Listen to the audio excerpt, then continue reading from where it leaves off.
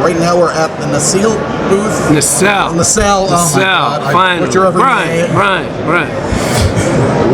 Brian. Oh my God. Just say Brian. Brian. Yeah, or Volkweiss, whatever you want. Volkswagen, I'm sorry. Yeah, it's all good. It's all good. So we're here at Toy Fair. Yes. 25. What do you got for us for this year? Well, we got a lot. We got Star Trek Wave 1. We have Biker Mice Wave 3, Robo Force Wave 2. We have a couple reveals on the Expanse.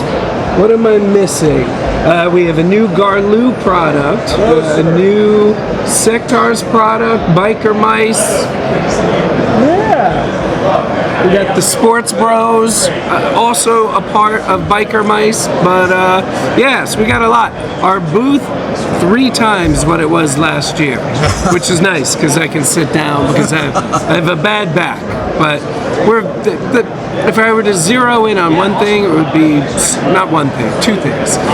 Star Trek and Biker Mice Wave 2 in particular, and then honorary mention for Robo Force Wave 2, because the cartoon is coming out in April on Tubi, so Wave 2 is hitting right around the same time.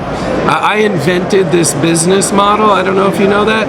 It wasn't Hasbro in the 80s, it was me in 2025, so I just want to make sure I get credit for it. But yeah, so the cartoon is coming out, and then the day after, Wave 2 is announced. I'm joking. I did not invent this business model. just to be clear. It's great.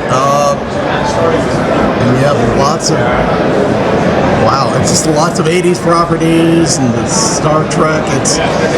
The sculpts look amazing with the sculpts.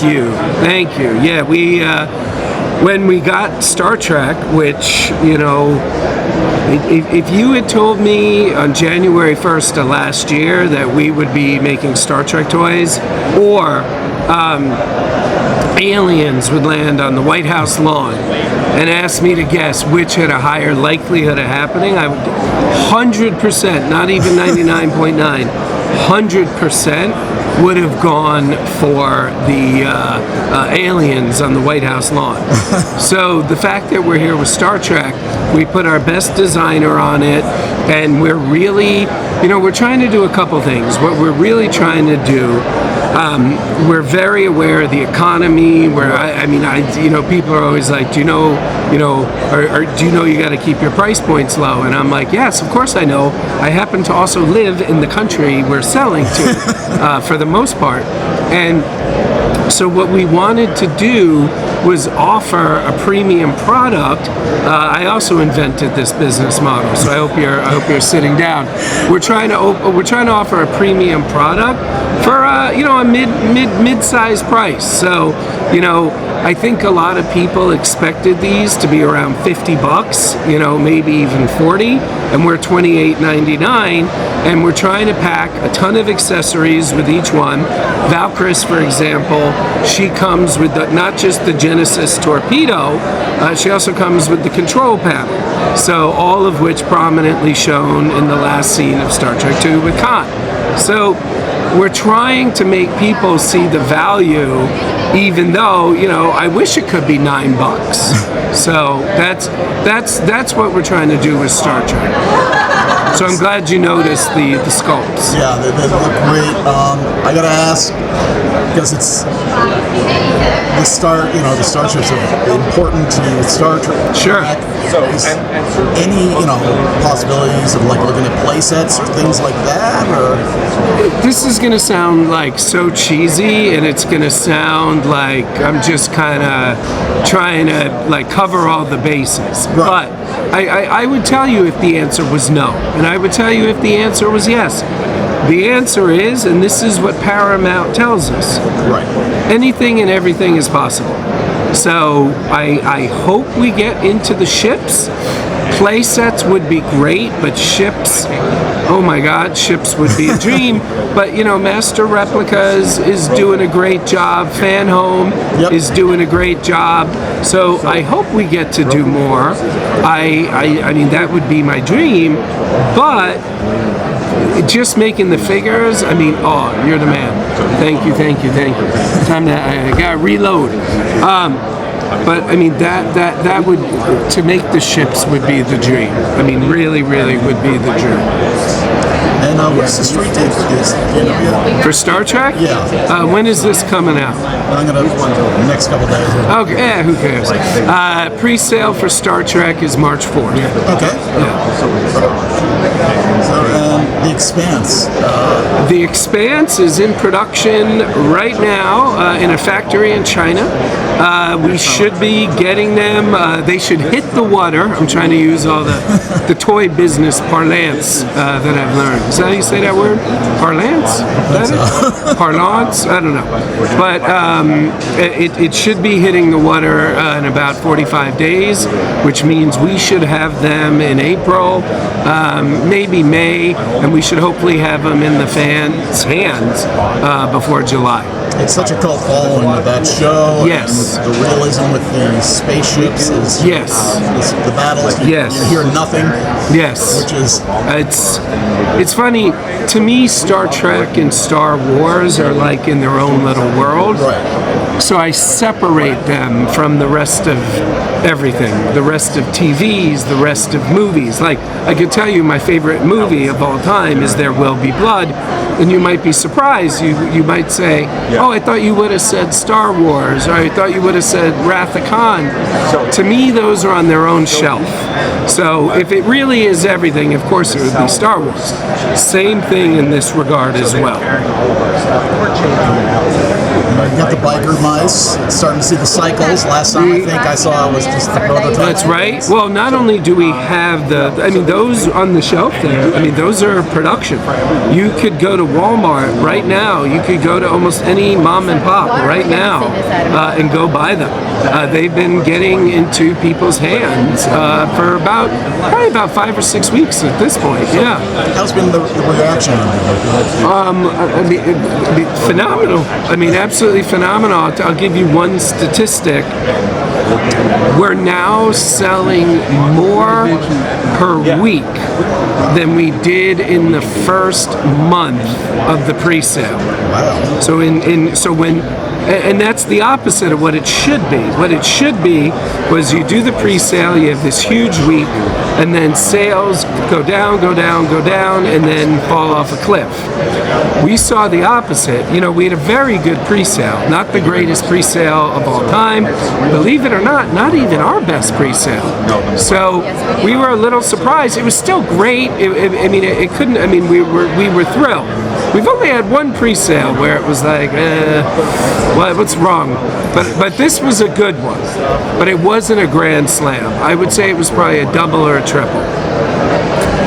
Came out, we told the community, hey, they're on the water, hey, they're at the Port of Los Angeles, and every time we announced that they were closer and closer, we saw the numbers pop. So like I said, we're now doing every 7 days, a year after the pre-sale. We're now doing what we did in the first 30 days of the pre-sale. So it started off good.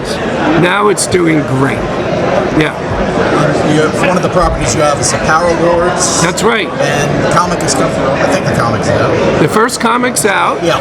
And one of the things I love to brag about is how much do you know about Power Lords?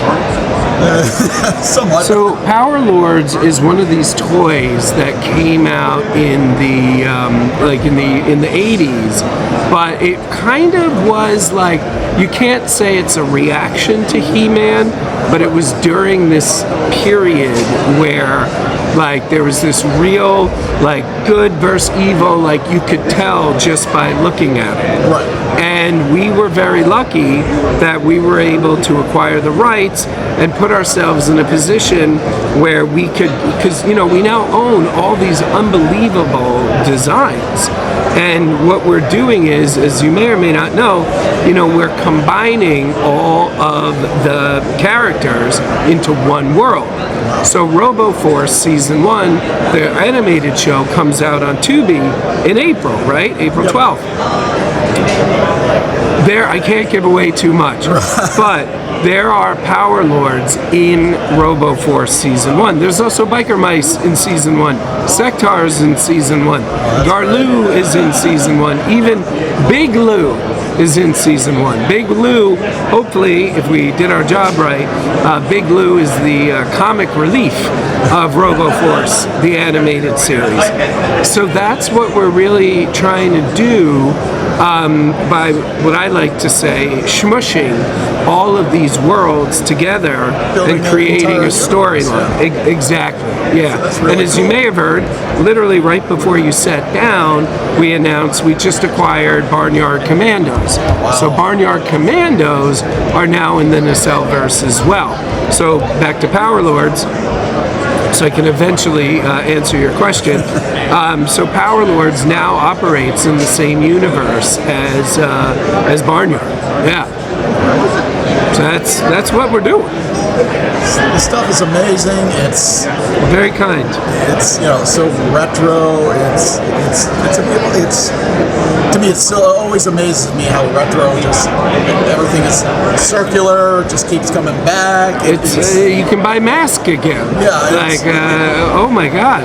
Yeah. Loyal subjects. I mean, their announcement yesterday blew my mind. Yeah. It's just you got new properties coming out, and then you've got this insurgent and this stuff that people work with. It's amazing. What we're trying to do, and I don't think I invented this term, so whoever invented it, thank you for inventing it. We're trying to do this thing I'm calling neo-nostalgia. So have you ever heard that before? There's no way I invented that. Someone thought of that before me, someone a lot smarter. So we're trying to do this neo-modern. So, sorry, not neo-modern, that would be redundant. Neo-nostalgia. And what I mean by neo-nostalgia is the nostalgia comes from the fact that the property, the world, is usually 40 to 60 years old. So you have people with a little gray in their beard who either played with it or remember it, and you get that value, you get that nostalgia. What I mean by neo is, obviously, technology has changed considerably over the last 40 to 60 years. So we're able to take a Sectar, we're able to take Dargon, and if he used to have 8 points of articulation, now he has 22. If he used to have 6 paint apps, now he has 30 paint apps. That's the kind of stuff that we're trying to do. So with Dargon or Stellara is an even better example. Stellara was on the back of almost every box of every Sectar figure, but they never made her. Right. So neo-nostalgia. She was on the back of the box. Her character had a name. She was in the comic books, but no one ever was able to hold her and put her on the shelf, let alone play with her. So neo-nostalgia. We took a character that's over 40 years old and made it for the first time. What could be a better neo-nostalgia example? But just to split hairs a bit, because we're all toy nerds here, Dargon and Stellara, the figures, very modern, lots of paint apps. I mean, Stellara's armor, I don't know if this is a trade secret or not, but who cares? I mean, Stellara's armor has 16 different types of paint in it, like to give it that kind of holographic sheen. So, but then look at her accessories. They literally could have come out of 1982. Same thing with Dargon. So we really try and balance this, again, this neo-nostalgia. We do the same thing. We're doing the same thing, by the way, with Star Trek. So with Star Trek, we're doing figures that have never been made before using tip of the spear modern toy making techniques. But, again, Valkyris is in a 40-year-old movie for maybe 120 seconds, maybe 200 seconds. So we're using ruthlessly new technology. I mean, again, she's got fabrics, she's got different material types. She also comes with the Genesis device, like I said, and the control panel. But it's from a 40-year-old movie. So that's what I mean when when I say neo-nostalgia. I mean, it definitely shows, I mean, especially on the sculpts like micromice, sectars, it does have that look. It really does look like how it came out in the 80s, but with that, like you said, modern points of articulation and all that other stuff that we didn't have back then. It just makes them more amazing. What we tried to do, and again, I'm sure I'm not the first person to say this, but what we tried to do is we tried to make it so it's like someone reached their hand into the TV and pulled out the character. So like that's what Throttle, when RoboForce comes out next month, that's what we did with Max 89 and with Wrecker and all the other ones we're announcing now. So that's what we're trying to do. And it seems to be working. I mean, again, I'm not like, it's weird. Like I have this kind of weird, I think weird, maybe not, I don't know, but I think it's a little weird. My wife thinks it's a little weird, relationship with money. Like on the one hand, I can tell you, I don't care about money. Like I really don't. The only reason I care about money is I want to make sure I have enough money to eat, that my family is sheltered and has what they want and everything. And then work-wise, all I care about is making enough money to keep doing what we're doing. So I don't really care about money. Like I don't want to own a yacht. I don't want to have a private jet. Like I just want to be comfortable. But on the other hand, the cliched saying, which is said very sarcastically in RoboCop, is it takes money to make money. So for us to look at everything that's happening, if we didn't see the money coming in more and frequently, we would say to ourselves, hey, maybe the community doesn't like what we're doing, because this is the thing I really love about money. It's like a scorecard. Like, you know, hey, you know, like I know that I earned $12,000 my first year in LA. My second year in LA, I made about $20,000. So, and these are real numbers, by the way. That's how long ago it was. So I knew my second year, even though 20 grand, if you think about it, isn't that much more than 12 grand, I still know I almost doubled what I had done the year before. So it acts like this like scorecard. And if I just look at how much we're making per day on our DTC, again, I don't look at it as like, oh, I made $100 yesterday, now I can go buy a Rolex or something. Obviously, you know what I'm saying, you can't buy a Rolex for 100. But my point is, I can tell more of what we're doing is getting to people's shelves. I know, you know, just like Walmart alone, like I know there are now tens and tens and tens of thousands of people that have Max 89 on their shelf, or their kids are playing with them and breaking them on the ceiling fan. That's what I care about. Like, I care that my favorite thing in the world to see isn't like a chart showing what the sales are. My favorite thing is somebody, this is going to sound weird, but I mean it.